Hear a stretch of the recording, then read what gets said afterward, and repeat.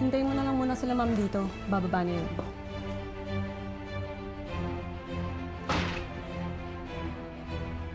Good morning po, ma'am.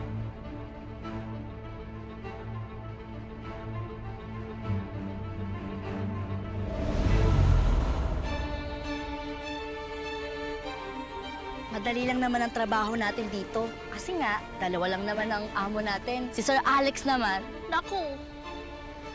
Pero isa lang masasabi ko, baka siya ang mapalaban. Anong pangalan nito? Carmina po, ma'am. Iba ka. Salamat, sir. Laki nito, ah. Katas ng pagiging magaling mo sa trabaho.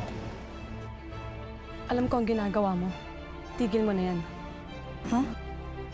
Anong sinasabi mo? Marami nang dumaan dyan. Hindi ikaw ang una. Huwag ka nang sumunod. Magsisisi ka lang. Salamat. Pero magkaiba tayo. Hindi ako ikaw. Bakit ka pa kasi nagtitiis dito?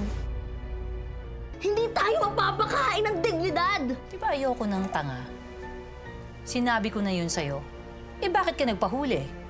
Ikaw ang nilalangaw na ulam sa karinderya! Di ka nakalaban, di ka nakalaban. Mga luha mo'y aking nararamdaman. Hahanapin kita. Iba talaga pag sariwa, matamis, makatas. Ng aking paghihiganti.